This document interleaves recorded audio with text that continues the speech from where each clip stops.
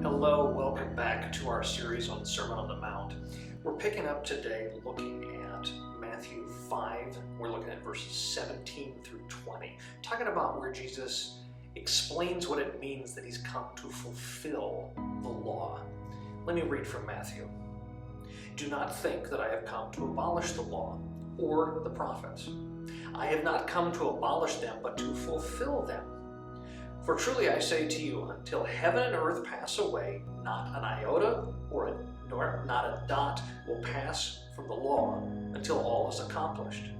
Therefore, whoever relaxes one of the least of these commandments and teaches others to do the same will be called least in the kingdom of heaven.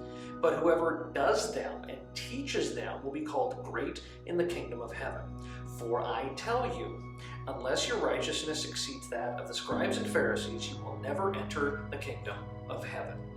Okay, so there's some tough stuff going on here in what Jesus is teaching. There's the one side of it where we're looking at, he's stressing, look, I'm not coming to get rid of the law. I'm not getting rid of it. I'm not abolishing it. The law still has teeth, okay? The law still has expectations of us.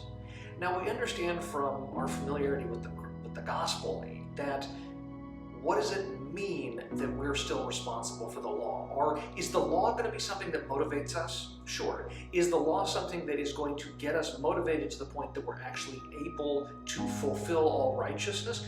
Are we able to be as holy as God expects? Not a chance. That's not something we're capable of doing. So is this what Jesus is after here? Is he arguing? Because if we take that part of it seriously, there'd be a concern, especially verse 20, for I tell you, unless your righteousness exceeds that of the scribes and Pharisees, you will never enter the kingdom of heaven. That's too high a bar. We can't meet that. So here's the promise. Here's the gospel that shows up, or at least is implied in the midst of this passage that really nails us with the law. It's not an expectation that we have to, but where does that righteousness come from? That's an alien righteousness that is given to us. That's Christ's righteousness credited to us. So he's the one that fulfills the law. He doesn't expect us to fulfill the law. That's been handed to us, but we've been told you need to fulfill the law, but we can't. We are not the ones capable.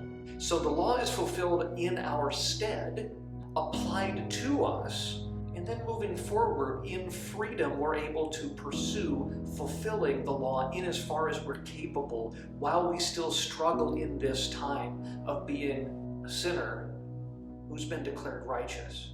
So there's no need to panic. There's no need to get crazy here. The law demands perfection, and it's fulfilled in Christ. And that is credited to us.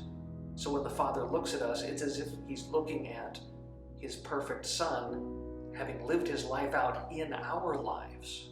Now, we still need to respond. We still need to, on the sanctification end of things, seek to fulfill the law in as far as we're capable. But the gospel here is that this is fulfilled. The law is fulfilled for us. Thanks be to God the Father in Jesus Christ that has been done for us. I'll see you next week.